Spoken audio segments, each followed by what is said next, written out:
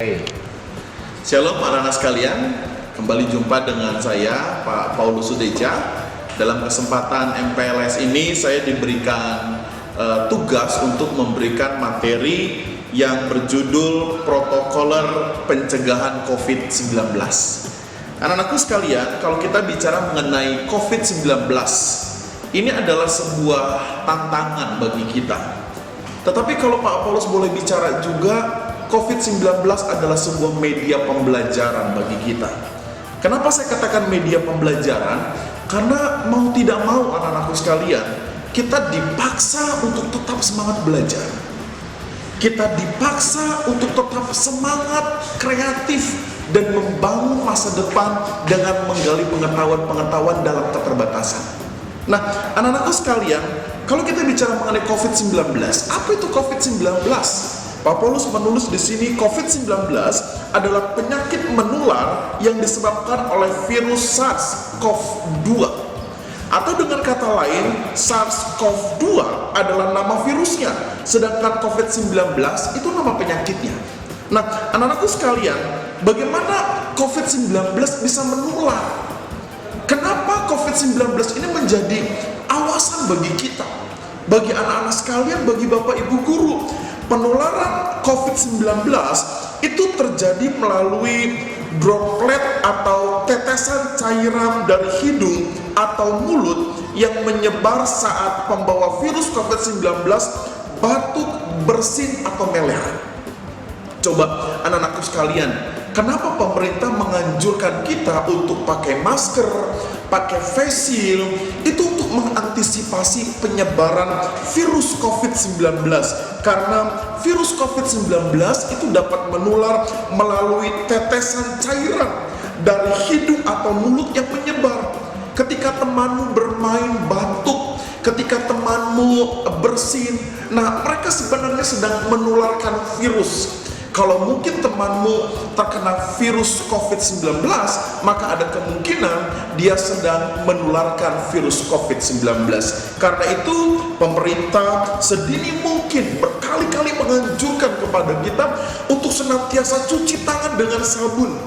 Jangan menyentuh muka dengan tangan kalau kita belum cuci tangan. Anak-anakku sekalian, camkan itu baik-baik. Ketika kalian sekolah, ketika kalian beribadah, ketika kalian bertamu di mana saja, perhatikan bagaimana COVID-19 menular. Kita harus cegah itu. Rajin cuci tangan dengan sabun. Kemudian jangan menyentuh muka kalau tangan kita belum dicuci dengan sabun. Nah, berikutnya adalah Pak Paulus, bagaimana cara mencegahnya? Saya tidak mau Pak Paulus terkena COVID-19. Ya, tidak ada seorang pun yang mau, anak-anak sekalian. Bapak Ibu Guru pun tentu tidak akan mau. Kenapa? Karena penyakit ini sangat membahayakan.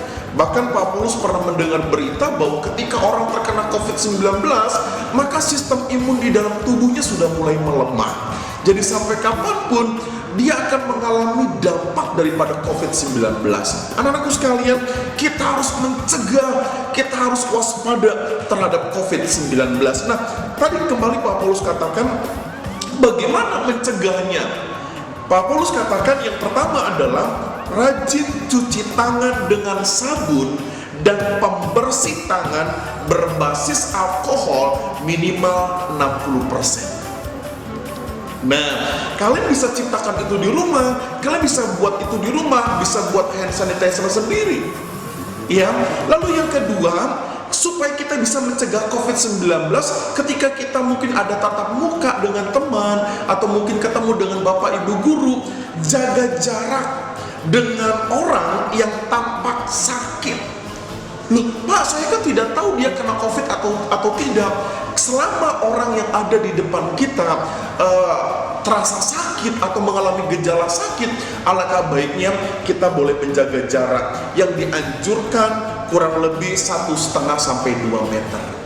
Ya, ini perlu diperhatikan. Yang berikutnya, kalau kita yang sakit, bagaimana Pak Paulus? Pak Paulus sarankan sesuai dengan protokol kesehatan yang Pak Paulus tulis, kita harus batasi atau kurangi bepergian agar tidak menyebarkan virus ke orang lain. Ketika harus keluar rumah, pakai masker. Ya, ayo coba anak-anak sekalian yang di rumah. Kalau kamu main keluar, kalau kamu disuruh mama dan papa, apakah pakai masker atau tidak? Gitu ya. Jika bersin, tutup mulut dan hidung dengan siku, bukan dengan tangan seperti ini, gitu ya anak-anak sekalian. Lalu buang tisunya sesegera mungkin di tempat yang aman. Jangan ketika kita bersin lalu tisunya dibuang sembarangan. Orang pegang, orang sentuh, dengan demikian kita sudah menularkan virus atau bakteri kepada orang lain. Anak-anakku sekalian, di masa pandemi corona, sekolah tetap terlibat, tetap harus terlibat di dalam mencegah penularan COVID-19. SMP Kristen 1 Bakti berusaha semaksimal mungkin supaya seluruh sivitas di dalamnya, baik Bapak Kepala Sekolah, guru, karyawan, bahkan setiap murid-murid yang ada, kita serentak bersama-sama mencegah penularan COVID-19. Yang bisa kita lakukan, yang bisa sekolah lakukan anak-anak sekalian, sekolah SMP Kristen 1 Bakti sudah menyiapkan alat pengukur suhu tubuh, yaitu termometer gun. Nanti ketika anak-anak dipercayakan kembali oleh pemerintah karena mungkin masa pandemi corona sudah mulai menurun dan kita diizinkan tatap muka, nanti sekolah akan memberlakukan tes suhu tubuh dengan termometer gun. Lalu sekolah juga mewajibkan, ya, nanti pihak sekolah jelas mewajibkan seluruh sivitas di dalamnya, baik Bapak Kepala Sekolah, guru, karyawan, dan murid untuk cuci tangan selama 20 detik minimal dengan sabun, ya. Tidak hanya itu, sekolah juga akan memastikan tempat pembuangan sampah yang pas, yang cocok, sehingga murid-murid tidak boleh sembarangan membuang sampah. Lalu setiap kamar mandi harus memiliki sabun, ya, harus memiliki air yang cukup, jadi kamar mandi tidak bau sehingga berkembang bakteri di dalamnya.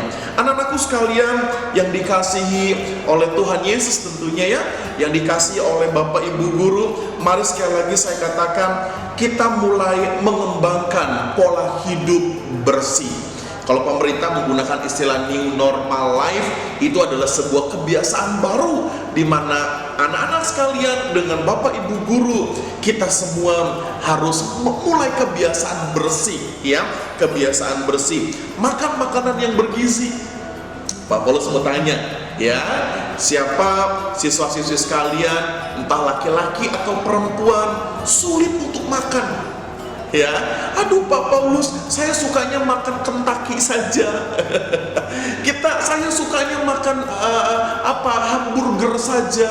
Halo, Pak Paulus katakan kita harus makan makanan yang bergizi. Bukan makanan yang mahal, tapi makanan yang bergizi. Ada sayur mayur, ada lauk pauk, ada buah, dan lain sebagainya. Ya, itu penting sekali anak-anak sekalian, supaya sistem tubuh di dalam tubuh kita, sistem imun di dalam tubuh kita menjadi kuat, gitu ya. Berikutnya, apa saja yang dilakukan oleh murid? Nah, Pak, saya murid, ketika saya nanti ke sekolah, apa yang harus saya lakukan? Anak-anakku sekalian, Pak Paulus sudah katakan berkali-kali, pada prinsipnya sama saja, ya. Yang harus dilakukan murid adalah kembali, murid akan diukur suhu tubuhnya oleh Bapak Ibu Guru, oleh pihak sekolah.